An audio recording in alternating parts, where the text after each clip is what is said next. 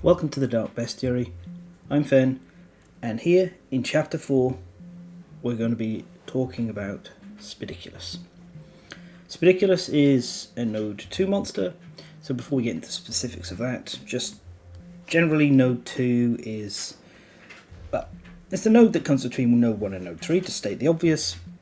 What that actually means is it appears between Lantern Years 2 and 5 or 6, where Lantern Year 7 tends to be where Node 3 monsters start to turn up. You would expect, as a Node 2 starting in Lantern Year 2, them to be pretty close to the Node 1 monsters, and when it comes to just the raw statistics, looking at accuracy and speed and damage, they tend to be quite similar. However, almost universally, Node 2s are punching bags. Screaming Antelope has a fatal issue with its speed, resulting in it being hard countered by block and soft countered by dodge, because you run out of survival eventually. The Flower Knight has multiple weaknesses that result in it being a monster you can actually beat exactly at the level 1 as if it was a prologue fight. You can punch it to death with fists and the occasional thrown Founding Stone because of the design. We'll talk about that later. Smog Singers, another group of punching bags, this time deliberately designed that way to the point of being, being the whole gimmick of the fight. It's a fun gimmick, but it's not a dangerous group of monsters. This one's different. Spidicules is a mean, dangerous, powerful monster. And if you're looking for a way to scale up your campaign and make it more difficult, Spidicules is the Node 2 monster that I would recommend you choose. This isn't a review, so I'm not going to get into the shortcomings of Spidicules too much, apart from discussing in this video how to work around the ones that crop up in timeline events. But the truth is, Spidicules is nearly within the first generation. It's just a hair's breadth away from being my third favourite monster, full stop, after the Sunstalker and the Gorm. And the only things that hold it back are just a few issues I talked about in the And You series on the Silk Mill. I think it's Silk Mill. And a couple we'll get into here, but I'm mostly going to talk about how navigating them. I'm not here to review the monster beyond to say I think it's really, really good. And we'll start now getting into it properly with a little bit of what we know where the lore is concerned. So we'll see these as we start playing through, but Spidicules is a genuinely not just sentient but sapient monster. They are cruel, they're vindictive, they're callous. They actually, when you play against them in a campaign, the introductory event has them drawing first blood. They take the first life. This is just one of the most awful monsters in many ways out there. They seem to even take pleasure in what they're doing. And we'll go into that a little bit more with the introductory event. As I said, we'll break it down.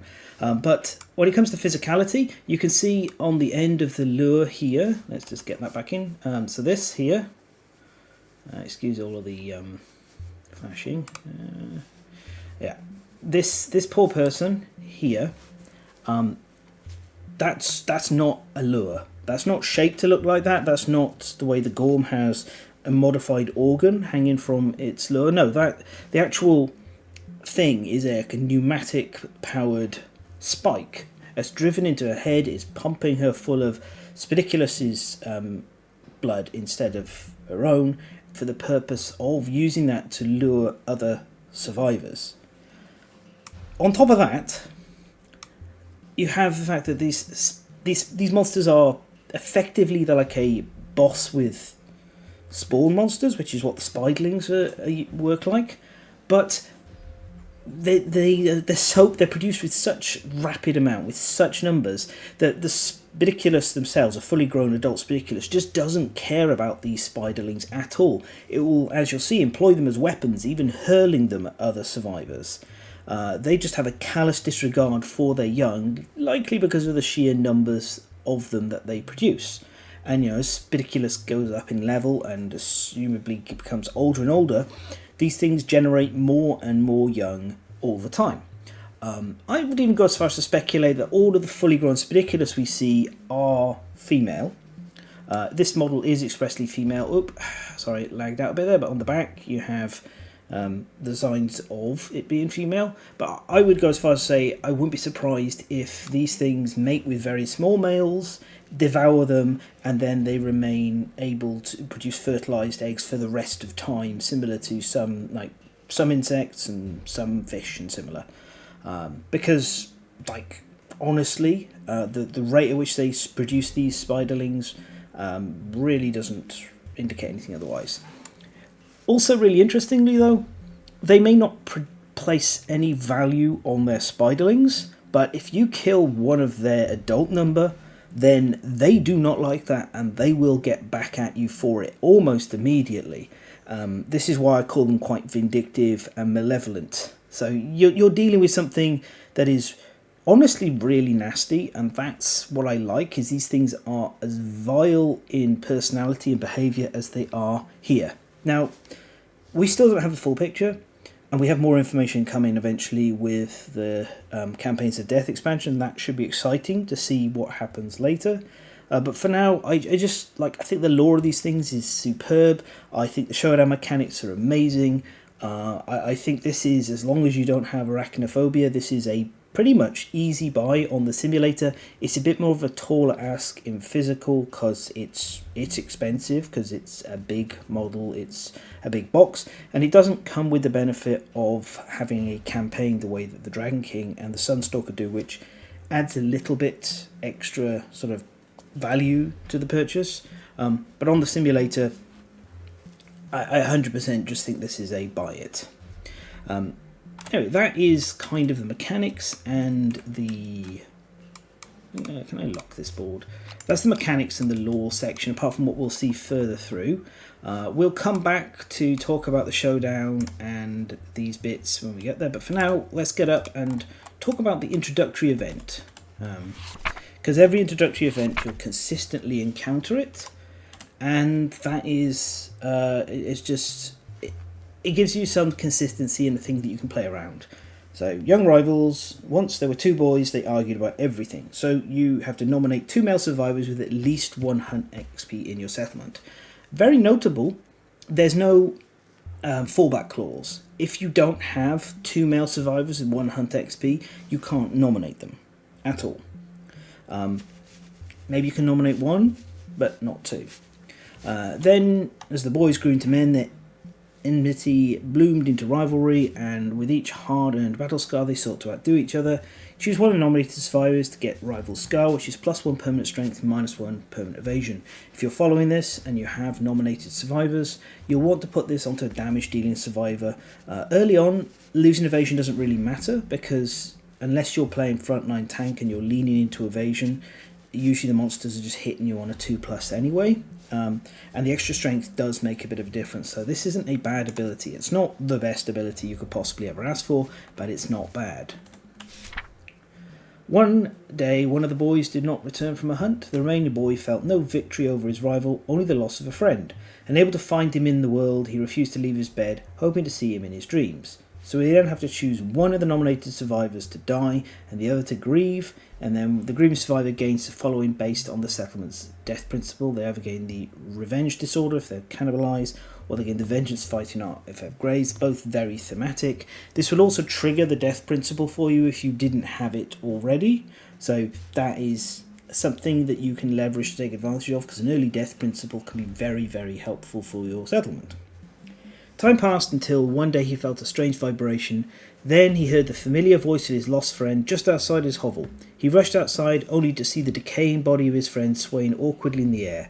Horrified, he heard a dry rasping that could only be a laugh. For a moment, the monster was revealed before it vanished into the dark, whisking the corpse puppet away.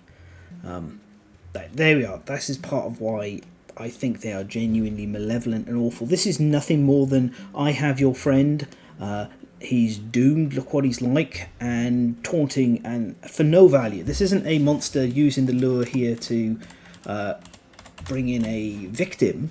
It's just being mean and awful and showing what it understands, what it can do. Also, as always, these pieces of art are incredible. This one's absolutely fantastic, and you know, I cannot praise these pieces enough, but absolutely stunning. So, how do we take advantage of this introductory event? Well, we have two choices. We could pick two males, understanding one of them is going to be dealing damage and the other one is going to die. So we would pick a plebeian, a survivor with nothing special going on, and we'd upgrade one of them, kill off the other, get an early death principle. If we don't want to do that, if our population's too low, if you don't have 1 hunt XP on male survivors, then they can't be nominated. There's no fallback of nominating 0 hunt XP survivors at all in this, which I think mechanically is a little bit of an oversight. But this is an early expansion. They didn't know everything while designing them. They were sort of created in a vacuum before seeing what we, the public, the community, were going to do with them. So that's there. You can absolutely start the prologue showdown with 3 or 4 female survivors if you want to. I clarified this with Adam. You don't have to play the classic 2-2 mix. That's just there for, you know, the way the models are assigned for the 4 narrative prologue survivors. So you don't have to interact with this event at all if your population is low. And the honest truth is, I would recommend most of the time, if you can play with Spidicules, starting the initial prologue showdown with either 4 females or 3 females and 1 male, and then not getting the second point until of Hunt XP, second survivor with male survivor with Hunt XP, until like after this event has happened, or leaning into it fully. And we do have another showdown event to talk about, which it's in the aftermath and the rewards here, which we will go through when we start discussing the showdown. But next up is the hunt. As always, I have split the hunt cards apart. On the left is predictable, on the right is random, in the middle is kind of like semi-random, and then the good stuff at the top and the bad stuff at the bottom. You can see immediately when you lay this out that this is kind of trending more towards a punishing hunt. In actual practice, it's a little bit less punishing because of this, which replaces Overwhelming Darkness and goes to here. But at least for the level 1 Spidicules, you've got 2 hunt events that can like harm you a fair bit. Against the level 2, you've got 3, but honestly, this Forest Gate is amazing. We'll go through the hunt event cards first, and then I'll talk about this because I think it's really, really cool and well designed. So we'll start up here. We've got just 1 cave-in. The survivors descend into a silk-lined tunnel. As they slowly make their way, they feel the ground become thin beneath them. Suddenly, the tunnel collapses and the survivors find themselves in a vast chamber. Any survivors wearing heavy gear are knocked unconscious and suffer the concussion severe head injury. If any survivors are not wearing heavy gear, nominate one amongst them with the highest courage to roll on the Crystal Lake section of the Mineral Gathering Story event. This means you got a chance of getting Crystal Skin nice and early, which is great. It's absolutely fantastic. Really cannot complain about this. Concussion and severe head injury isn't too bad. It's kind of fine. Unlike in real life where a concussion can be pretty bad and affect you for years, these survivors, they get out of it fine. So on the whole, I think this is very positive. The fact that you also can decide to not suffer the negatives by just not putting heavy armor on those survivors, it just means that you've got to walk into this. You pick heavy gear, specifically wearing heavy gear, not carrying heavy weapons, wearing heavy gear, then that's on you. Onto the neutrals. So let's just check. We have 2 here. Yeah. First of all, we've got cocoons. The survivors come across a large off-white ball of silk. Deep within is the dark shadow of its contents. The survivors may nominate someone from among them with 3+ courage to investigate. If they do, roll on this table. 1 to 2, vapors seep out of the broken skin. Vapors seep out of the broken silk, burning your eyes, gain a -1 speed token. You can usually live with this, it's not too bad. You could even pick a survivor with a grand weapon or a slow weapon for rolling on here, where the -1 speed token just isn't going to affect them too much. On a 3 to 8, bright yellow goo is locked under the pressure and sprays all over you, and you suffer 3 brain event damage. That's quite high, but as you get into the later showdowns, the fact that this isn't monster level scaling means it doesn't get any worse when you fight the level 2 or level 3. And then on a 9 or a 10, an indistinguishable pile of flesh was inside, and you gain 1 mystery meat, 1 triple question mark basic resource. If no one investigates, you roll a random hunt event. Generally, you know this is going to probably cause issues, but because you have some options to control it, and because 3 brain event damage becomes less and less of a problem the further into the campaign you get and the higher the level of the monsters you're fighting, I think this is perfectly fine and neutral, and you always have the option to just be like, I don't want to risk it for this 20% chance of that resource, and you just take the random hunt event. Over here, we got, after that, we've got Picked Clean. The survivors come across a fresh corpse being eaten to the bone by spiderlings. The event revealer may choose to investigate and roll 1d10 on the table below. 1 or 2, the spiderlings are overwhelming, you gain a bleeding token. That's actually not bad as for a -1 or 2 result. A bleeding token is something you can clear off fairly straightforward and quickly. I mean, admittedly, it does cost an action to get rid of it, but you can usually let bleed tokens hang around on a survivor until you get 2 or 3 of them, at least 2, and use bandages to clear it. On 5 to 8, you fend off the spiderlings, but suffer monster level event damage to 2 hit locations. This one, as you can see, scales up the damage. Again, it's not as bad early on. It's definitely worse later on. So this one I find interesting. If you put them next to each other, you can see this is kind of almost the same event twice, except you have less control in Picked Clean. On a 9 or 10, the spiderlings scatter from the corpse, leaving behind a strange weapon. Tiny silk spinning spiders pour from its hilt. Gain the Weaver rare gear. We will take a look at the Weaver rare gear right now, so we can discuss it, but if no one investigates, we roll a random hunt event. Okay, here it is. It is a weapon melee sword amber. It has 3 speed, 6+ accuracy, 2 strength, an up facing and a left facing red. It's unique, so you're only getting this once, and if you have it, you're not getting it again. And when you wound a monster, you add 1 armor point to a random hit location. So, because this is a weapon, and this isn't a shield, you can probably figure out immediately this is only good if you get it early on. In fact, it's very good if you get it from your first Spidicules, but it falls off very, very quickly. I would actually love to see this get an upgrade in Campaigns of Death, perhaps an evolving version, have something in it that scales. I would have liked to see add monster level armor to a random hit location rather than just 1, and I definitely think it could have had at least 4 strength. It's free weapon though, it's free real estate, and if you get it early, that's pretty good. So that's why I have them kind of on neutral, because there's punishments, but there's also some rewards. I would say of these two, Picked Clean becomes something you stop bothering with once the monster level gets higher, because the ultimate reward really isn't worth it once you have better weapons than the Weaver in the first place. I still am not entirely clear if this just triggers specifically with this weapon, or is whenever you wound a monster. If it is whenever you wound a monster as a blanket ability, and I can't be bothered to look that up now, so if you know the answer, pop it in the comments. That'd be much appreciated, because this is one of the things I didn't take notes for. There's so much to think of. But anyway, if that's the case, it could be better, and it could last longer because of it passively adding this. But my assumption is it's on the weapon.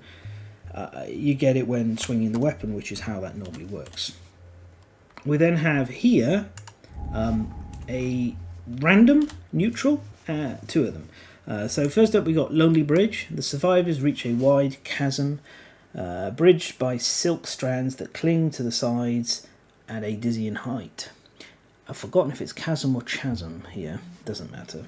Roll 1d10, add the combined courage of the survivors to the result. On a 12+, they inch their way across the silk. Otherwise you have to roll 2 random hunt events.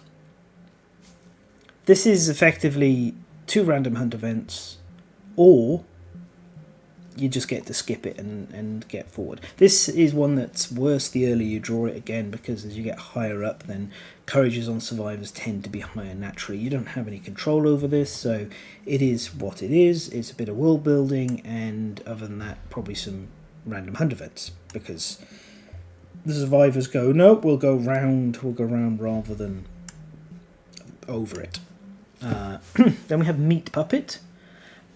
At the top of a hill, the survivors see a single tree and a stranger who gestures towards them with stiff and unnatural movements. The event revealer may investigate. If they do, roll 1d10 and add their understanding to the result. Otherwise, roll a random hunt event before continuing to the next hunt board space. Pretty standard stuff there. Engage with this event or have a random one forced upon you.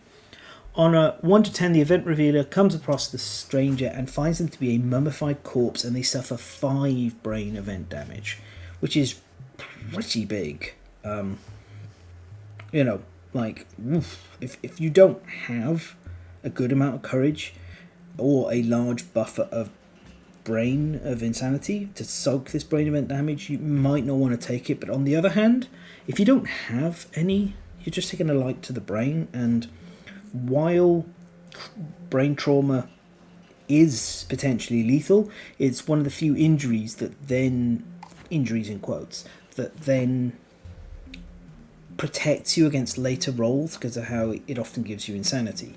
Additionally, if you've got Accept Darkness, this is very soft. You're fine. On 11 plus, the survivor sees the Spidicules controlling the stranger's movements and gives chase. Move the survivors 1 space towards the monster. If this moves the survivors onto the monster space, the survivors ambush the monster. So, fairly, it's nice to have an option and think about it. To be like, okay, well, random hunt event, or are we dealing with this? Do I have the courage to get us to skip forward one? I think it's a nicely designed event, and it goes towards this whole world building of how nasty and vicious and mean the species is as a whole. Right, and down here we have 1 card. This is what the fixed bad. The survivors walk between 2 cliffs that narrow until everyone is forced to walk single file. At some point, the survivors in the front realise the last in line has disappeared. Each survivor rolls 1d10. The lowest rolling survivor, roll off in case of ties, becomes the straggler. Remove the straggler from the rest of the hunt phase and they gain a bleeding token. If the survivors return to the settlement before fighting Spidicules, which is very rare that it'll happen, but you do want to remember that, the straggler is dead. Otherwise, the straggler starts a showdown knocked down adjacent to the monster as they've been dragged off and probably been toyed with a bit, as the Spidicules knows the others are coming. On the neutral here, randomness neutral, we have surrounded. The survivors stop in a clearing and bed down for the night. They are tormented in the darkness by small, spindly shapes lurking just outside of their field of vision. Survivor with the highest hunt XP is suddenly grabbed at the legs by an angry spiderling. Each of the other survivors rolls 1d10. If they manage to get an 18 plus, they manage to stave off the creature without incident. Otherwise, the grabbed survivor suffers a random severe leg injury with a +1 to the roll result. Now, this used to mean you couldn't die from this roll, because a 1 was the only lethal severe leg injury, so this used to be quite soft. Now it's a 10% chance of dying on the hunt if this happens. Admittedly, you're rolling 3d10, and the average roll is close to 18 plus. It's not quite there. It is 16.5. Each d10 adds like 0.5 to the average roll. So usually you're going to suffer this. It really sucks to die on the hunt. Again, you've got ways of mitigating it. Rerolls via lifetime rerolls, otherworldly luck from the Flower Knight, although if you're playing with official rules you can't have the Flower Knight and Spidicules in the same campaign, except when you're playing green armour. That's all a mess, let's not worry about that. Ultimately, it's interesting how this went from being, this sucks but it could be worse, into, my goodness, I really don't want this at all. Finally, over here we've got Bad Vibrations, which, I think that's a Beach Boys reference. The air around the survivors suddenly feels strange. A metallic cackling becomes audible all around them. The survivors are unable to identify its source, but they're certain they're being watched. The event revealer rolls 1d10. If the result is even, set up the showdown with monster level spiderlings adjacent to the silk nest. If the result is odd, move the Spidicules one space backwards on the hunt board. Interesting little bit of like metallic cackling. I think that's pretty cool. On the whole, again, what can you do? There's going to be more spiderlings on the board, which, you know, that's the main way that Spidiculus tends to deal damage to survivors, is through its spiderlings. Otherwise, it lengthens your hunt. So, yeah, it's not something I want to deal with, but you have no control over it, really, most of the time. Then we have Forest Gate. So this goes right here on top of Overwhelming Darkness, like so. The survivors approach an ominous gate. Trees and shadows lay beyond. The forest wants what it wants. So that is this event here. And when you arrive, you have to test the gate. So testing the gate is a D10 roll. And I'm just going to go through the results first, because that helps explain the other part more clearly. On a 1 to 7, you're unwelcome. You have to end. The survivors find themselves someplace new and bleak, inexplicably staring with the gate at their backs. End the hunt and apply the rules of starvation space on the hunt board. Horrific result. You never ever want to have a 1 to 7 result occur. Everything you do needs to avoid that. Begrudging welcome in 8 to 12. The gate swings open for action, the hinges singing like a forlorn flute, playing a melancholy welcome. The survivors force their way through, each gaining 1 bleeding token. A bleeding token's done. It's fine. It is what it is. Remember that the hunt can drop more bleeding tokens onto you, so that does have a risk. And then at 13 plus we have Gracious Aroma. The survivors step through the gentle swinging gates, met by a warm, promising wind carrying a cloyingly sweet bouquet. Hyacinth bouquet. All survivors gain 1d5 insanity and +1 understanding. Obviously the result we really want to have, but ultimately we want to get an 8 to 12 or a 13 plus. And we're rolling a d10, so currently that doesn't make any sense. But after rolling test the gate and seeing what the result is, each survivor may do any or all of the following actions once to increase the roll result. Gain a -1 attribute token of your choice to add 1, gain a bleeding token to add 1, gain a random disorder to add 1, or archive a gear to add 1. Obviously that last one we really want to avoid, but this is why I think this event's so great. You roll a dice, you see what the random result is, and then you make decisions to modify that roll to ensure you don't suffer the end of the hunt and starvation. I think that is fantastically wonderful design, because effectively this event, while still random, is telling you to choose your poison, and being forced to make difficult decisions that are punishing is always great. Now in general terms, you can either take attribute tokens for survivors that doesn't really care what they're doing, like if a survivor isn't going to be main tanking, you could take an evasion token, or if they have a grand weapon so they're slow, you could take a -1 speed token. A bleeding token, 1 bleeding token on each survivor isn't too bad. Remember, it may well land at 2 if you go into the 8 to 12 bracket, so it is definitely worth, if you roll the result that means you could get to the 13 plus by spending to gain bleeding, you should always do it, because you're getting a bleeding from the 8 to 12. You don't really want to spend bleeding just to get a second bleeding, whereas you could spend more to get to a 13 plus, if that makes sense. To provide a direct example, if you rolled say a 9, or even let's say an 8. If you rolled an 8, and then like you could have the begrudging welcome, but there's no reason to not just take that 4 bleeding to get yourself to a 12, and then 1 more piece of punishment to get you to a 13, because you've still taken the bleeding, but instead you've paid and you've gained insanity and understanding instead. So really good event, lots of fun situations where you can do various types of bits and pieces just to sort of squeeze things. Really hurts to roll a 1, really hurts, but you can still push through with that, just heavily punished. That's really the hunt phase done, and yeah, I think that this is a wonderful hunt phase. I think it's really well done, and just a delight.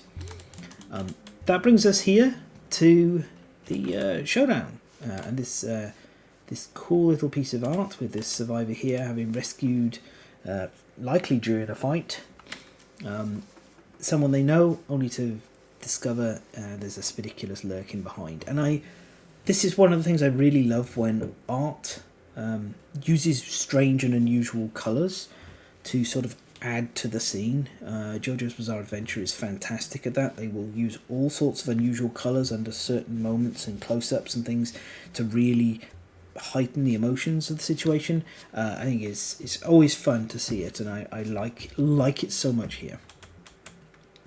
Right, so we will go through the different bits and pieces of the levels when we get down to the dashboard, but mostly want to look here at the showdown setup. And we can see, again, like the Screaming Antelope, this is unusual.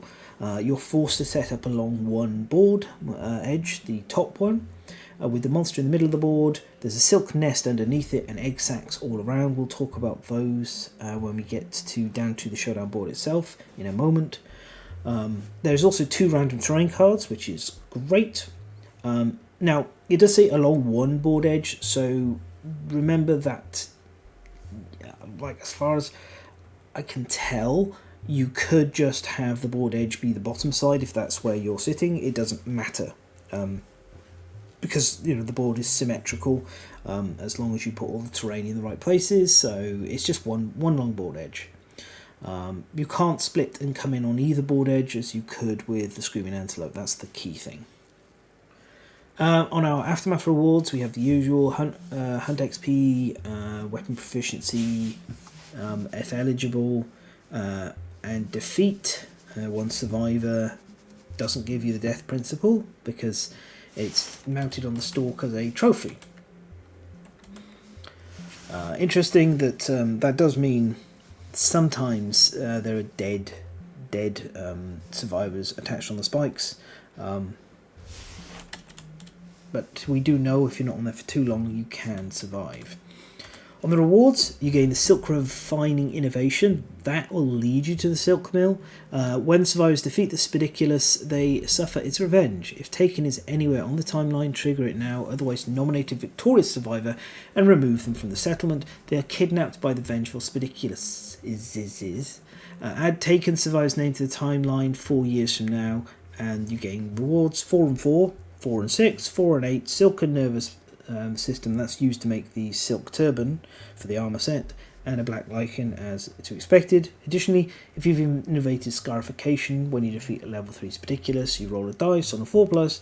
The Spidiculus' stalk reminds the survivor of a lost friend. The survivor that dealt the killing blow gains rival scar. We talked about that before. +1 permanent strength, -1 permanent evasion. There's a little bit of control there. Generally, I don't really want scarification too much because I don't tend to use it too often, so this doesn't come up a huge amount. But let's get to Taken, and this is... it should be here. This is one of the elements I'm not super keen on. So, if it's triggered during the showdown phase, you nominate a survivor whose name is next to Taken on the timeline, you erase the event, and you roll. This represents the party going to rescue the survivor who's been taken. Roll 1 to 2, botched rescue. The nominated survivor suffers the dismembered arm severe injury and is returned to the showdown. And then we nominate a returning survivor and remove them from the settlement and add them to the timeline 4 years from now because they get taken instead. On a 3, 4, 5, 6, a timely rescue from a traumatic imprisonment, the nominated survivor gains a random disorder and is returned to the settlement. Or a 7, 8, 9, 10, a daring rescue, the nominated survivor is returned to the settlement and gains +2 courage and +2 understanding from their time out there with the Spidiculus. On the other hand, here we got, this is if you let the timeline reach Taken. So you have not gone and fought a Spidiculus while Taken is still on the timeline. And 1, 2, 3, the nominated survivor is dead and the monster is still hungry. We have to nominate a returning survivor and remove them from the settlement. And then they get taken. 4, 5, 6 is nominated survivor is dead and you place Haunted on top of the settlement event deck and draw it in the next settlement phase. Not a big fan of Haunted. It's not the worst settlement event phase, but it's not something you want to have happening repeatedly. An 8, 9, 10, the nominated survivor is dead. Their head is found hanging from a thread of silk at the edge of the settlement. Suffer -2 endeavours next settlement phase as people are shaken and they have to go through the effort of taking down the head. And you add a skull to the skull basic resource to the settlement storage because survivors are nothing if not pragmatic.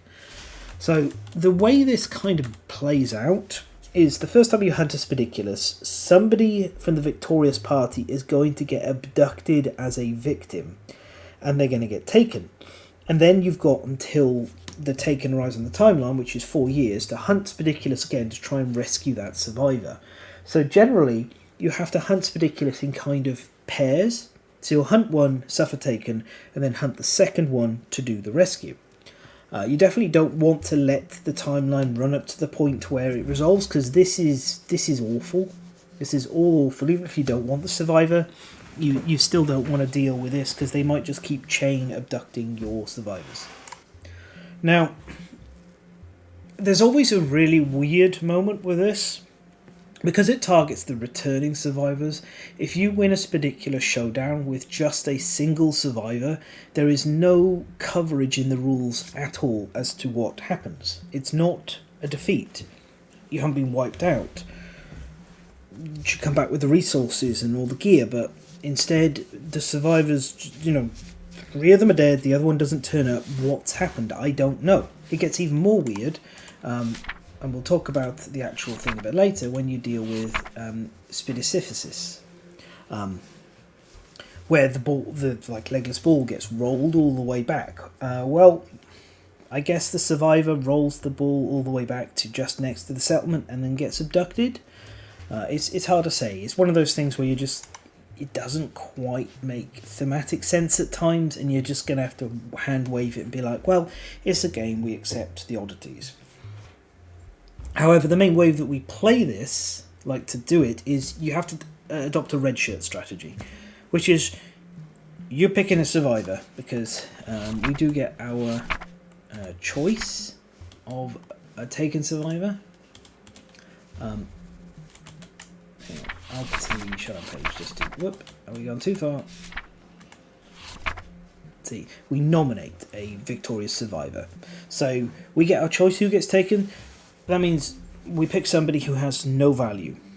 A red shirt, named after Star Trek's infamous red shirts who they're there to die and make the enemy, seem more threatening towards the rest of the away team.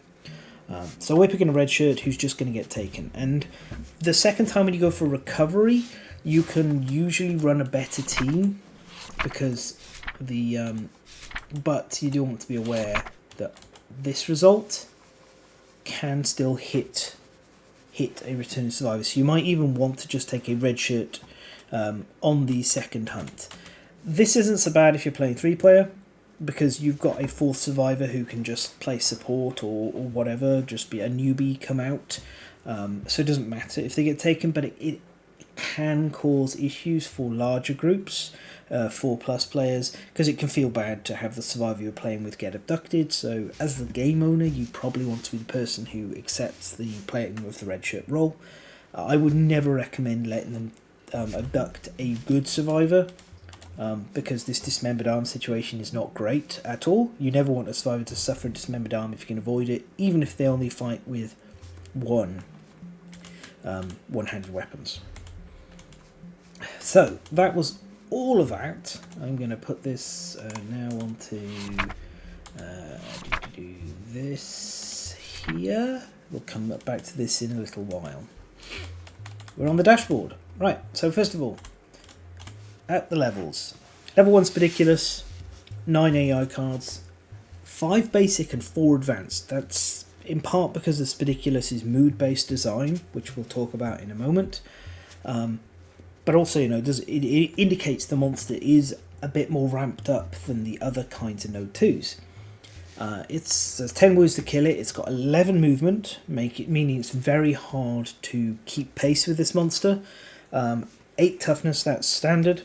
Has 4 traits. We'll look at those in a short while. At level 2, it goes up to 8 basic and 5 advanced for a total of 13 cards, 14 wounds. Movement is also 14. Toughness is 10. +1 speed, +1 damage. These are pretty standard. Then at level 3, we've got 12 basics, 7 advanced, and 2 legendary. That's a total of 21 cards for 22 wounds, 16 movement, 12 toughness, which isn't that high for a level 3, node 1 and node 2, +2 speed, +2 damage. In addition, they gain various things as they level up as per normal. You can see that the Spidicules level 1 starts with frantic spinning in play, which does actually technically increase its wound total by 1, but Spidicules will almost always have a mood on the dashboard unless for some reason you're removing them. At level 2, it gains the Hive Mind status, and also starts with the feeding time mood in play. And then at level 3, it gains 10,000 teeth and necrotoxins as its mood. Its instinct is to spin, spin to win. You place it in the centre of the showdown board, its body vibrates, moving in a way no living creature should. The monsters gain +2 evasion, and the monster gains +2 evasion to its next turn, and all survivors suffer monster level brain damage. And if we flip this, we can see its basic action is closest threat facing in range, closest survivor in field of view, with spin, of course, at the no target result. It has a very basic 2 speed, 2+ accuracy, 1 damage. This is incredibly soft, this basic action. You're very happy if the monster is doing this. It really couldn't get any softer.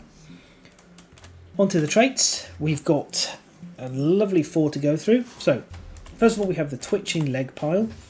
This monster has -1 movement for each card under the twitching leg pile until there are 8 cards and it becomes limbless. This is a really fun, really cool, brilliantly designed mechanic that we'll go on to when I talk about the legs. Limbless, the monster's movement is 3 regardless of movement modifiers.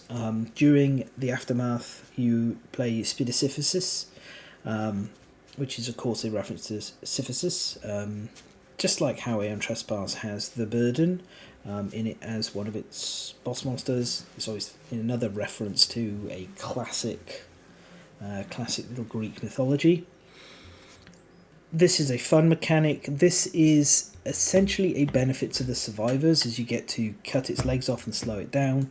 This is a major goal to achieve, and I will talk about balling it, as we call it, like turning the Spidicules into a ball, and when we get onto the actual legs in the hit location. Spawn. This is called by various AI cards. It places a spiderling in an unoccupied space adjacent to the spider nest, which is in the middle of the board, as close to the nearest survivor as possible. So this builds into that whole boss with monsters. It is constantly making them with its spawn actions and trying to just build up on that. Then we have the spiderling action. So this is pretty common for most minions, which they act after the monster. At the end of each monster turn, spiderlings perform the following one at a time: closest threat in range or closest survivor. If there's no target, they run towards their mom. Move and attack. Target, they have 4 movement, which that doesn't get any higher baseline, which is good. And their attack is 1 speed 4+1, which is soft. It's a soft attack. And then level 2 is 2 4+1. And then at level 3 it's 3, 4+2. It can get a bit threatened level 3 because there's also a lot of spiderlings being produced. A lot. And then we have over here Hive Mind, which is gained by the level 2 and level 3, which is at the beginning of each monster turn performs spawn, so that is dumping out more and more spiders. Finally we have 10,000 Teeth. This was in the level 3+ fights. All Spidicules attack profiles gain after damage, bleed 1, target gains 1 bleeding token. That pushes bleed into the equation quite strongly and adds another pressure against your actions, which you do have to understand. Spidicules really pressures your actions because it's deploying not just itself but a lot of threats through the spiderlings that need to be hit. As long as you wound a spiderling and it has the same toughness as the monster, it will you'll get off the board, but if you don't, they're going to keep stacking. Bounced up here to cover a few other unusual elements of Spidicules. First of all, Spidicules doesn't occupy any spaces on the board. The model hovers above, which you can see. And its blind spot is the 4 spaces underneath. So survivors can stand in those spaces to get blind spot attacks. Additionally, you can't knock down Spidicules, you can't knock back Spidiculus, and you're considered adjacent to Spidiculus when you're either on the shadow or adjacent to the shadow. You will still get this +1 accuracy bonus and be outside the monster's field of view when you're there. Then Spiderlings. This goes through all of this, so movement tribute of 4, toughness equal to monsters at the start of the showdown. Not if it changes through whatever, they still have the original starting amount. They don't get +/- tribute tokens, they don't have a facing or blind spot, and then there's rules to cover how they work with collision and movement and everything like that. The best way to just think of them though is they are single wound mini monsters with this attack profile and a very basic standard dungeon crawling kind of way of attacking, which is, they're very threatening. They're very threatening, and the big part of that, as we're going to see, is when we go through the moods. The Spidiculus moods all exist to modify the Spiderlings in different ways, giving this feel of the fight sort of changing in different kind of waves and different sorts of threats.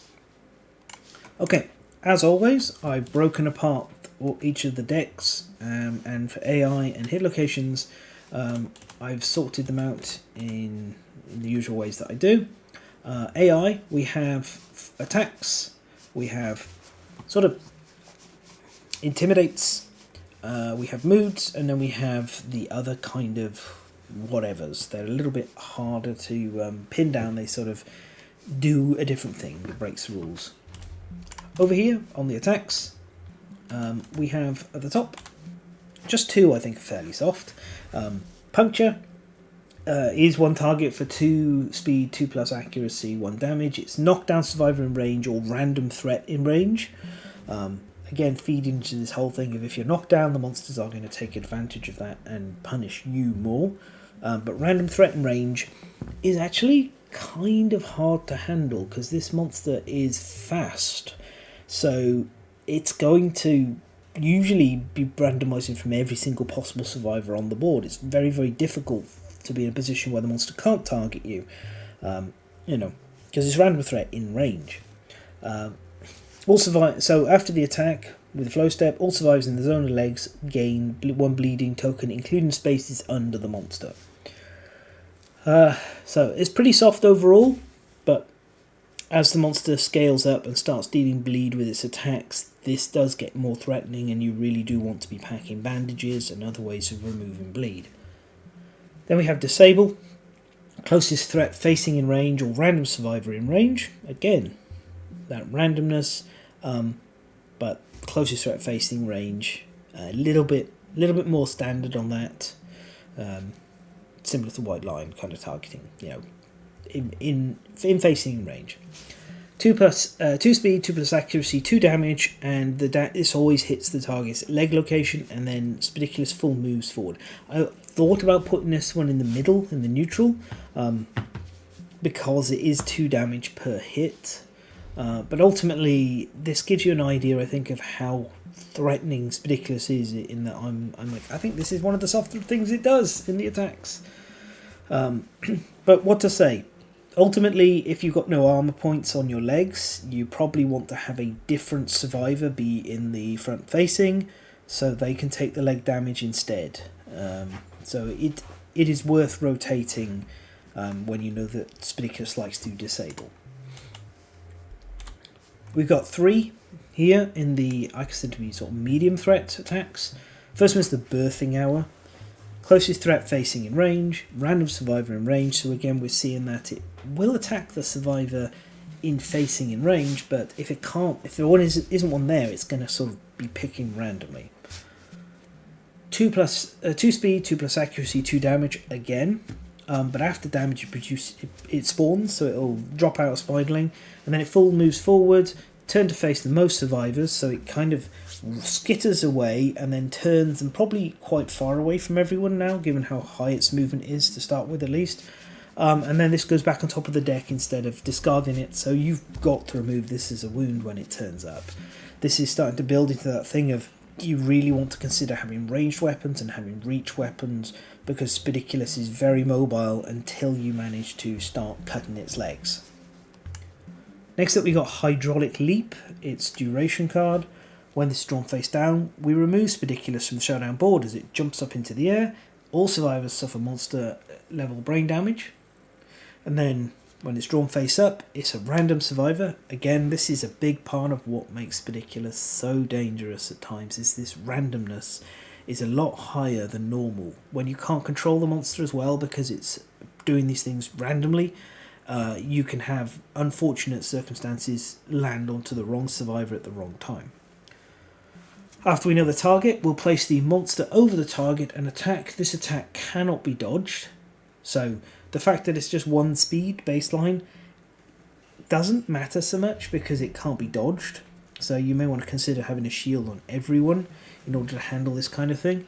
There's 2+ accuracy, 3 damage, and after damage, bash and knockback 5. This is a really hefty blow, and unlike the Screaming Antelope, which could be dodged at 1 speed, this can't be. So very powerful, a big argument towards having shields on as many survivors as possible. Then we have Descend, closest threat in range, full move towards the target, make a separate attack against each survivor in the zone of death. If there are no survivors in the zone of death, perform Spawn, and this includes the spaces under the monster.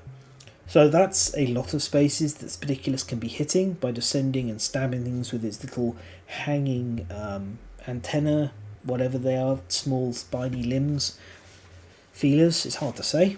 I don't know. Maybe we'll get the answer in the hit location deck and I've just forgotten it. 2 speed, 2+ accuracy, 1 damage. That's pretty standard, but this hits a big area, and if nobody does get hit, having it spawn is also always not great. Then we have 3 that I really don't like to see, and I hate that 2 of them are basic actions as well. We've got Pulverize, closest threat facing range, closest threat in field of view. Remember, if you're in the blind spot, you're not in field of view. 2 speed, 2+ accuracy, 2 damage. After damage, it performs Spawn, so it produces another Spiderling, and it bashes and knockbacks 5, and then it turns to face away from the target, full moves forward, and turns to face the most survivors. So it does this and then runs off high speed with a beep beep, and just tries to get out of range of you after dropping a Spiderling on the board to mess with you. This thing, really frustrating if it doesn't get removed early on. Can make chasing Spidiculus a genuine pain in the butt. Feed, closest survivor in blind spot or closest survivor facing range. 2 speed, 2+ accuracy, 2 damage. After damage, full move Spidiculus away from all threats. Target suffers grab, so that's more damage, that's knockdown, getting put in a random, like getting dragged away, I should say. And they get the priority target token. If the attacker's dealt damage, you perform spawning twice, and all Spiderlings move towards the monster. And remember that the survivor's been grabbed and dropped in space in front of the monster, so they are suddenly in an absolutely horrendous spot. And again, these are basic actions, and this is a big part of why I'm like, Spidiculus is way more dangerous than any of the other Node 2 monsters. Finally, we've got Animate. This is a legendary card, level 3 only. Last survivor to wound in range, or random survivor in range. 3 speed, 2+ accuracy, an eye-watering 5 damage. Remember, this is a level 3 monster, so it's got +2 on top of that and the speed. Unless another survivor already has it, target gains a Stalk Puppet Survivor status card, and you full move Spidiculus towards the centre of the board. Stalk Puppet is a bit like Crush and Devour. It's this card here, and you remove your survivor from the showdown board, you place them on this card. They are the Spidiculus' new meat puppet. You're off the board for the whole showdown. The showdown ends in victory, then we get to do puppets embalming, but if you're the last survivor, no one can save you, and you die as your body is pumped full of Spidiculus' blood. This is how you get the Silk Surgeon. So, Silk Surgeon is a secret fighting art that gives you access to the best version of Silk Surgery. Silk Surgeons are amazing. Radical Procedure is amazing. I should have talked about this during the Silk Mill and you, so I'm not going to dive into it too much now. If I didn't talk about it, tough luck, these videos get long enough as it is, so I'm just going to say, you do want this to happen to survivors, you absolutely want one of them to become a stalk puppet, but you don't want it to happen early in the showdown, because then you're down 3 versus 1, but it's not 3 versus 1 because there's spiderlings everywhere, and all hands on deck is sort of needed. Generally, the best result you can get is to have enough block and evasion and dodge that when you get targeted by this, the attack fails on the first lap through the AI deck, and then it crops up and actually removes the survivor from the board on the second lap. Again, this is still one of those situations where if you're playing with 4 survivors, somebody is probably going to get eliminated from the showdown and has to sort of sit it out. It'll be up to you how to handle that. I'd say once again, if you're the owner of the game, you should probably offer the survivor you're piloting to whoever it is who suffered this, or offer that they could, like, you know, take charge of drawing the AI deck and rolling the dice, etc., etc., to give them something to do. Right, then we have our Intimidates. We've got 2. We've got Arachnophobia, just like the trigger warning and the film. Perform Spawn. Full move the monster towards the centre of the showdown board. Intimidate all survivors. All survivors suffer 1 brain damage. Increase this by 1 for each spiderling on the showdown board. Though there's technically no limit to the number of spiderlings that can be on the showdown board. We only have 6 models, but I've never seen the rulebook cap it. There is no rule that says that you can only have 6 spiderlings on the board, and it's never been clarified that I've seen. Little extra punishment here. If a survivor has tiny arachnophobia disorder, they suffer knockback 7 away from the centre of the showdown board. Tiny arachnophobia doesn't come into play too often, but it is a disorder you can gain when you have Spidicules as your Node 2 monster, so you do want to think about that. Knockback 7 is pretty hefty given the monsters in the middle, and that can effectively remove a monster from the from a whole round, unless they have other things they can do as they try and get back into the action. This is, yeah, I've listed it as soft, and the only reason I've listed it as soft is under all circumstances you should be clearing spiderlings as much as you can. There should not be a lot of them on the board, otherwise you are really in trouble. However, if you haven't cleared spiderlings, this can just result in, like, brain traumas for everyone, so concentrate on killing those little guys. And we've got Echoing Screech. Perform Spawn. 1 at a time, move all spiderlings towards the survivor closest to them. Pick a target, all survivors adjacent to a spiderling. If somehow they're still not reached, you'll have to have a spin.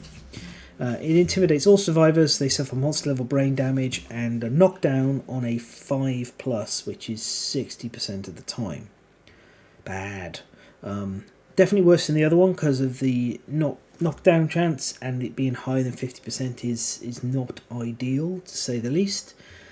Ultimately, again, if we've killed a lot of spiderlings and there are very few on the board, this gets softer. So if you see them, kill them. Stamp those little spiders. Now we got onto the moods. The moods are kind of the vast majority of what Spidicules is doing. Spidicules will have 1 mood in play at a time, and each mood, I'm not going to read it every time, but when each mood comes into play, they discard all other moves and then perform basic action, and then they do a thing as well. So this is why I don't mind the basic action so much. I'm glad that it's so simple, because actually the monster performs it quite a fair bit. This can help get Spidicules back in range for you to slap, and if we look, just quickly nip back and look at it, I need to flip it, sorry, there we are. There's no spawn on this. If this said do and perform spawn, that would be really not my not wanted. That would be not fun. But luckily, that's not happening here. So first of all, I've only put 1 in soft. It's high hallucinogenic fangs. This is after damage on the spiderling attack profile, gain a random disorder. Disorders, yeah, sure, they suck, but we can easily remove them, we can handle them, and for the most part, they don't put you in a position where you can't win the showdown. So that's, like, in my opinion, soft. Like, I'm happy to have that move going on. In the middle tier, we've got the vast majority of them. Never happy to see these, but also moods tend to be kind of a bit fleeting with the monster, so, you know, maybe don't need to worry about it too much. If you're playing mood removal, generally be wanting to do it via whips, which is a little easier because you do have the Silk Whip available with Spidicules. And if I remember correctly, the Silk Whip can do archiving, which is kind of nice. But yeah, if you can remove some of these moods permanently, you do want to curate them away if you can. Not having extra stuff on the Spiderlings is helpful given how much of the monster's aggression and damage they represent. Okay, this gives Spiderling attacks bleed 1, which can get quite bad if you've got more bleed occurrences stacking up. Jumping spiders, this gives +4 movement to all Spiderlings, so that's why I said most of the time they're only 4 movement. When they get to 8 movement, that means they're generally going to be able to get to your survivors all the time, so you want to focus them down even more. And we can see a little example of Spidicules in these artworks puppeteering the monster to puppeteering the dead survivor, the corpse puppet, to mimic what the Spiderlings are doing. I think this one's almost a soft one. I thought about putting it in the top row for, like, I don't mind them having this, but when there's a lot of Spiderlings on the board, this sucks, which is why it's kind of in the middle. Frantic spinning. Survivors cannot spend their night as long as one or more Spiderlings adjacent to them. Luckily, if you start the turn next to a Spiderling, you probably want to kill it anyway. So you'll kill it and then move away, but this can get very bad if somebody has multiple Spiderlings next to them, especially if they're not very good at dealing damage, or they don't have something like the Scimitar, which lets them make multiple attacks to help clear things out. Then we've got Caustic Pheromones. This is all Spidicules attack profiles. Gain after damage, targets the priority target. Now, note, this is Spidicules, yeah? So, this is Spidicules attacks, but priority target, and then Spiderlings are going to go woo, woo, woo, after the priority target. So, it'll pull another monster in, another Spiderling in, which, again, might be okay if it's the target you want getting attacked, but given that Spidicules can be random with its targeting, sometimes it can be a nightmare, and the wrong person gets attacked and then gets hit by a Spiderling that otherwise would have ignored them. Finally, this is after a Spiderling attack. Why did I say Spiderling? Spiderling. I like Spiderling though, that's a nice word, but Spiderling action, attack profile gains full move toward the Spiderling towards Spidicules. So this means they attack and then run back towards their mom, hence the name Broodmother. It's okay, but it does tend to put a lot of Spiderlings between you and the monster if you're not controlling them. And then we have the ones which I consider to be bad time, so I will try and remove these as a wound if I'm AI scouting. We have Autothysis. This makes Spiderlings explode. They deal 3 damage to 3 hit locations. This gets weaker as the monster scales up, because your armor scales up, hopefully. I'm kind of surprised it's not monster level damage to monster level hit locations or some combination thereof. This is, you're not normally going to see this on a level 1 or level 2 unless there's some special custom monster that's using it. So it's not so bad, but this is a scary card. That's 9 points of damage. So much damage. Yeah, sure, it gets a Spiderling off the board, but we have no real flow step here to avoid the explosion, so it hurts like heck. 8 Angry Legs, a reference to 12 Angry Men. This gives +1 damage to all Spiderling attack profile. This can crop up very early on. This one can actually be with a level 1, which is really scary. But you know, it's damage is damage. While it's nothing fancy to say about it, it just ouch.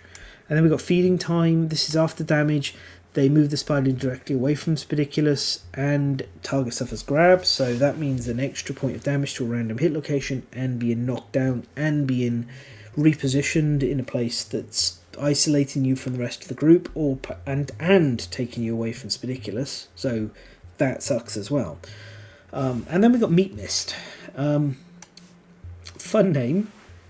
This is Spiderlings gain range 4, and before damage they will reduce armor points at each rolled hit location by 2. Remember, they're rolling like 3 dice attack. And they move 4 away from their target before attacking, so they suddenly become a bunch of ranged attackers. Which in itself wouldn't be so bad, but on top of that you've got them dealing extra damage. So all of this stuff, all of these indicate and make it very clear your priority is killing spiderlings. Usually you may end up with 1 or perhaps even 2 people per turn on spiderling killing duty. If you don't do that, you can get into a very bad situation where suddenly the spiderlings get a mood that is terrifying and there's a ton of them and you just get absolutely wrecked. So surging to kill spiderlings is not a bad idea. Having anything that can hit multiple targets, which is rare, but they do exist, is also not a bad idea to have in your back pocket. Anyway, all this boils down to say, spiderlings bad, kill spiderlings when you can. Then we have, these are kind of the more unique ones. We have, if there are no spiderlings on the showdown board, discard this card and perform basic action, this Devour Offspring. Full move the monster towards the nearest spiderling. If the monster ends its movement on or adjacent to a spiderling, remove it from the board and heal monster level wounds. Then it full moves away from all threats and tends to face the most survivors. Usually a monster healing itself like this is beneficial because it means you can try and farm the monster a bit longer, and Devour Offspring is no exception. It can give you more chances to cut the legs off the monster. We'll talk about that in a little bit. But also at higher levels you kind of don't really want this around, because ultimately it getting several wounds can result in the fight lasting a couple of extra turns, given how much Spidiculus tends to run away from things. So this potentially could be quite bad. For the most of the time, it's an okay trade-off. And then we have Fling. This is furthest threat facing in range or furthest surviving field of view. We perform Swarm, but place the spiderling on an unoccupied space adjacent to the target, if possible between the target and Spidiculus, and then Spidiculus full moves away from all threats, as she often does, and turns to face most survivors. I haven't classed this as an attack, even though it uses an attack profile, because it's more sort of like it's deploying the spiderling as a weapon to try and stay alive. This is part of what I meant when I said that the Spidiculus, they seem to be very callous about their offspring. They don't care about them particularly. They'll use them to try and stay alive, and the offspring themselves seem to be quite easily manipulated and controlled by the spiderlings into doing this. They're juvenile, perhaps they don't know better, perhaps it's pheromones as suggested in some of the other stuff, who knows. But yeah, it's okay. These two are both I'd consider to be sort of softish. And then we got Hypergenesis. Spidiculus hums, the air around it vibrates, all survivors suffer monster level brain damage. It's not an intimidate this, so if you've got immunity to intimidates, this isn't going to help. Then it performs Spawn, and all survivors in the zone of legs gain 1 bleeding token. Replace each egg sac terrain tile in the zone of legs with a spiderling as well. We'll get onto those egg sacs now. So, we have, in the showdown, I'm going to have to move you out of the way, excuse me miss, there we are. We have this always in the centre, the silk nest, and then we got these eggs. We got a pair of eggs per monster level. And egg sacs, they can appear against other monsters as well, once Spidiculus is in your list of potentially hunted monsters. But the main use for these is to interact with them and gain web silk. And you want web silk in order to be able to craft various bits of gear. But the tricky thing is, whenever you do this, the terrain tile is always replaced with a spiderling. 30% of the time you get knocked down. On a 4 to 7, you gain the priority target token. On an 8 plus, that's again 30%, the spiderling dies and you get +2 insanity. Usually you need to interact with these eggs with somebody else around to clear the spiderling, just in case you end up in a bad situation with it. Choosing when to destroy these against when fighting a Spidiculus is a very interesting kind of experience. You want to do it when there's not too many spiderlings on the board, and ideally not rolling to get knocked down, but you have no control over that. The Silk Nest is really useful. This is one of the main points where the spiderlings will spawn from. If you interact with it, you'll spawn a spiderling, and then you have to roll dice. On a 1 to 2, you're knocked down and another spiderling hits the board. On a 3 to 7, you're knocked down and suffer 2 brain damage. On an 8 or 9, you get +1 population, which is amazing. And on a 10, you gain a skull-based resource. Generally, I want every single survivor to interact with this, but sometimes it just might not be possible because of the pressure that spiderlings can put on a group of survivors. So it really depends. Again, this is incredibly situational as to if it's right to interact with it or not. You're usually looking for like an ebb period when everything's a bit calmer, most of the spiderlings are under control, or the Spidiculus has moved out of reach, and you're waiting for her to come back so you can give her another good stab. And again, just like the egg sacs, you want somebody else around to deal with the spiderling, but because there can be an additional spiderling, you want to think about maybe just one person interacting with it at the start of a round, and then maybe not interacting with it anymore if you have like not enough actions left to deal with 2 additional spiderlings on the board. Overall though, I don't think it's too... It's the nice thing is generally they don't trigger, the egg sacs don't trigger unless you interact with them. However, we have seen that Spidiculus can do it with hypergenesis here, so it's not guaranteed. But on the whole, like, I will pop the eggs as soon as I feel safe to do so, and I will interact with the Silk Nest as many times as I can in the showdown, as long as there's the windows to do so, because I really like getting their +1 population. That's super, super helpful. Okay, we are on to hit locations. Alright, hit locations. Broken apart into more categories than normal, we've got our failures, our wounds, our reflexes, but we've also got our legs, of which there is, there's 4 tricky forelegs and 4 cunning forelegs, and of course the trap. So to start with, over here on the failures, there's just 2 that you get punished specifically in failing.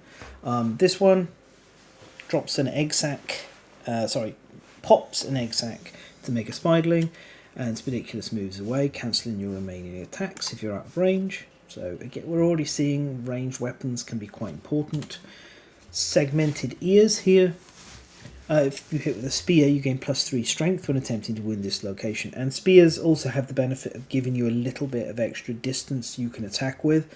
So spears become a lot better against Spidiculus than they would be other monsters, just through movement mechanics. But on top of that, you have a number of locations like this that will give you this extra spear strength.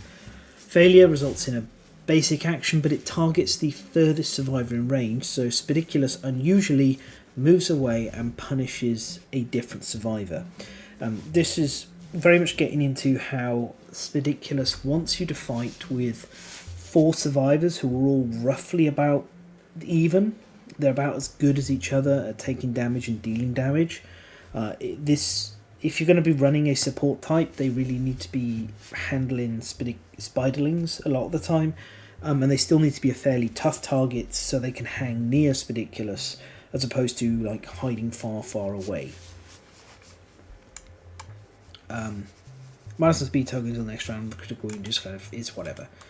Then we have the wound result. We got the segmented trochanter. This is a bit of the body that is around the sort of top of the leg, the hip bone area. extends its legs, lifts its body high into the air. You end all melee attacks not made with spear weapons, and then perform spawn. So it's always going to spawn, but you know, if you don't have a spear, it's also going to end your attack on this wound. So you put this one last, unless you fight with a spear, but you probably put it last anyway. Then we've got over here, we've got segmented arms. On a wound, it will rear up and swipe at the attacker. If you're within 2 spaces, Spidicules, you suffer bash and knockback 5, otherwise it will full move towards you, which that's nice actually. If you can manage to hit this monster with ranged weapons and pull it towards you like this, that could be very, very helpful. Critical wound on this one is massive. A -1 damage token is relevant even against the level 1 Spidicules, as they have a number of 2 damage attacks. Just remember, it's not going to affect these spiderlings. And then we got the let's see, it's just segmented jaw. Again, extra strength with a spear. Will pull all spiderlings towards you on the move. And then it'll run away, cancelling your hits if they're out of range. This is the kind of thing you just have to get used to. It'll break your attack chains and run away quite a fair bit. On a critical wound, you not only gain +1 survival for non-deaf insane survivors, but you also gain the serrated fangs Spidicules resource. It's nice to get this resource as a direct drop. Spidicules is a little unusual in how its drops work. Not mechanically, but how it kind of shakes out in the end. Then we have got a few locations here on the reflexes. Like Spidicules has a lot of reflexes, a lot. This is our only super dense location, so bear it in mind. This is super dense. Reflex, Spidicules plunges to the ground with surprising speed. All survivors adjacent to the monster, including those in its blind spot, suffer bash and knockback 5. The critical wound will deal an additional wound and give all non-deaf survivors 3 insanity, and again it makes that metal-like sound that has been mentioned before. Segmented abdomen, this is another location with spear bonus. The reflex has it run away from you and full move towards the attacker. Whoop, shouldn't have clicked there. Excuse me, let's get that back. There we are. The critical wound is one of the, I think it's the only persistent injury. Whenever it gets it suffers a hernia, and whenever it gets critically wounded, it'll gain -1 toughness token. That won't trigger on the first time. It's not bad to have this one removed from the deck either, because the reflex is very frustrating how it'll cancel attacks. And then we got the segmented tarsus. This is part of the foot, if I remember correctly, or leg. It'll full move away, cancel all hits, all spiderlings will run in again, or hairy protective spines fall to the ground wiggling. You gain a survival, and a monster gains -1 toughness token. Very much appreciated on that. All of these crits are great. And then we've got the auxiliary eyes, so this is the smaller eyes apart from the main one. If you hit with a spear, again +3 strength. Reflex, it plunges to the ground and does the bash knockback against blind spot and adjacent, and then performs spawn. Critical, -1 accuracy on Spidicules. Super happy to get that. Like, it's nice to pull Spidicules' accuracy back, given how much damage it tends to deal. And then down here we've got forehead stalk. Reflex, you gain a priority target token, and also all the spiderlings running and attack you one at a time, if they can reach. This is horrible. And the critical wound has all of the spiderlings explode, but there's no damage. There's no collateral damage to your survivors. So this location's just a wild ride every time you hit it, because it's like, am I going to get punished something rotten, or are we going to get a massive result? Ultimately, as I think you can see here, if we just go back, there is a lot of critical wounds. See, there's like 3 locations on here, plus these, that don't take critical wounds. These will be gradually getting removed from the deck as you wound them, so Spidicules is a monster that's quite vulnerable to critical wounds. However, the other thing it's really vulnerable to is losing of legs, and that's what the tricky forelegs and cunning forelegs lean into. So, first of all, these are reactions that cannot be cancelled. That's because they're positive for us.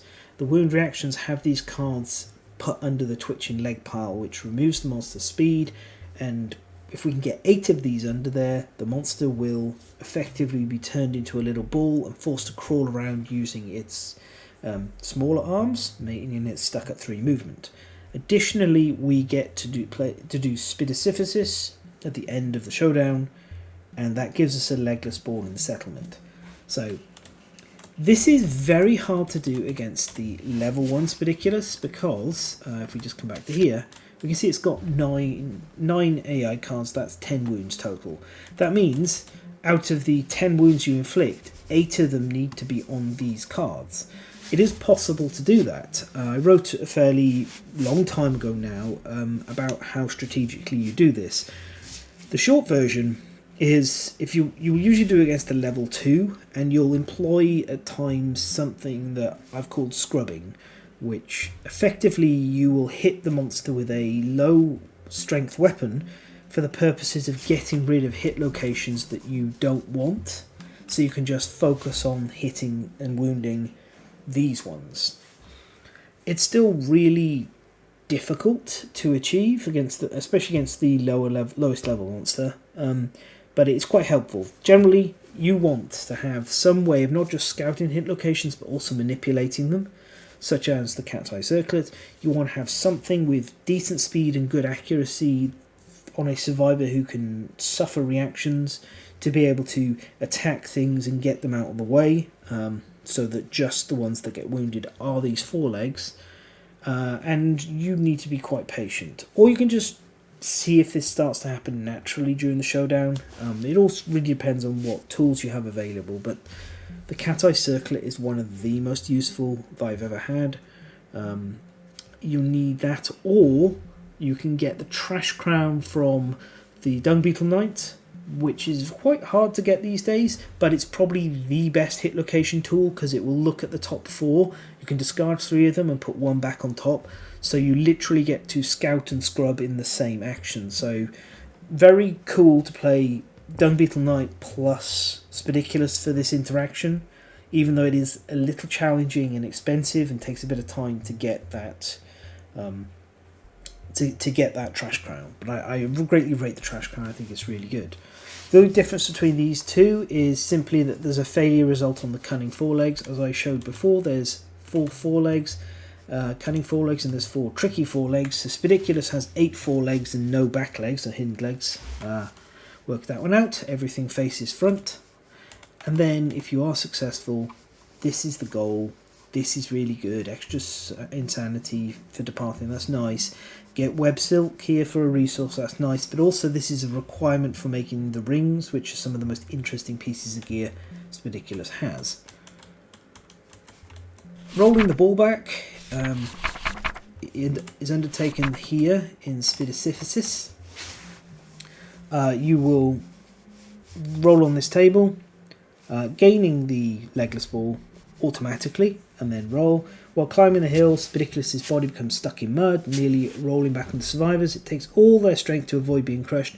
All returning survivors gain a random disorder and must skip next hunt. Additionally, if you have Protect the Young, on a 1 or a 2, the challenge overwhelms the survivor's poor constitutions and a random returning survivor is killed and you lose the ball. So maybe if you're playing Protect the Young, you don't want to consider trying to make a ball. Perhaps you want to be a survivor of the fittest settlement, which a lot of people want anyway. On a 4, 5, 6 or 7, the unwieldy ball rolls awkwardly on even ground. Spidicules hissing more snaps at their weary arms as they push. A random returning survivor suffers the dismembered arm severe injury. And then if you innovated Nightmare Training, on a 5, 6 or 7, returning survivors gain +1 permanent strength as they make sport of pushing the heavy ball. That's really nice. And also, like, Nightmare Training is something I want to have in just about every settlement I could possibly get to it, so nice bonus. On a 8, 9 or 10, all of the rolling causes Spidicules to burp up its last meal all over the survivors. You gain 1 skull basic resource. Insane returning survivors are invigorated by the stench and gain +4 survival, which probably isn't super helpful, but survival gains isn't something you should sniff at. In addition, on 9 or 10, if the settlement innovated cooking, they find tasty bugs caught in Spidicules' teeth and bag the one that completes their favourite recipe, and you get a vermin resource of your choice to the settlement storage, which is absolutely phenomenal. Balling additional Spidicules isn't super useful, but there is stuff you can do to get Grenade Visage. On the whole, I wouldn't want to trade a Legless Ball for a Grenade Visage though, so yeah. Anyway, we have finally to look through the resources, and I have forgotten to grab the pieces of gear, so I'll just be a moment relaying this out. Alright, here we go. So, I laid it all out. If there isn't a piece of gear for a particular thing, it's either because that resource doesn't drop anything, or it's because I don't think that particular piece of gear is worth crafting. You'll see a longer version of that and more detailed dive in on the Silk, Mill and You video, so you can check that out if you want to see fuller opinions on everything. But on the whole, we have 2 large appendages and 2 small appendages, and then everything else is, if I just show you, press the V on these, which should splay out the cards. There we are, see? This makes Spidicules a little unusual because what you get from the monster varies a lot from monster to monster and drop to drop. And what you in particular want to pay attention to is which of the rings you're interested in crafting, because each one of them requires 3 of one type and 2 of another. This is 3 Venom Snack and 2 Arachnid Heart, and this one is 3 eyeballs and 2 stomachs, and this one is 3 unlaid eggs and 2 spinnerets. Because you can get a maximum of 1 per monster, you need to fight multiples of those monsters and really think about saving these if you at all can. Of course, less important if you're not going to cut all the legs of Spidicules, but you probably want to aim towards that. On the whole as well, the other thing to note is that these they're kind of low-ish quality, because very few of them have an additional keyword as the thick web silk, which is basically a slightly better version of web silk. This stuff you're going to need in order to refine it into silk in order to make the armor set. But you need this from the level 3 to complete the armor set with the turban. That always makes silk armor quite hard to justify crafting, because it tends to be at the tail end of its usefulness once you're able to complete it, which is an awkward spot. Of the weapons, I think these are the 4 that are worth paying attention to, the others not so much. This one in particular I think is amazing because it's got good stats, and it actually encourages you to play paired, which I think is really sweet.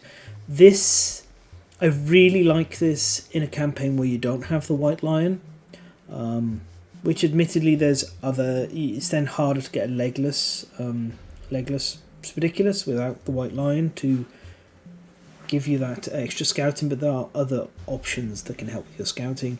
This is just really solid weapon. Likewise, this is technically better than the King Spear because it's a spear and an axe, and it has other benefits, and it's not heavy, so it's more expensive though. And generally I will use the Venom Sacks because I'm not super excited about crafting the red ring at all. I've played with it, and generally if you're not abusing it, it isn't very good, and if you are abusing it, it makes the game unfun for me, so I will generally spend my Venom Sacks here without worrying too much about it, and use my Arachnid Heart as an ordinary thing.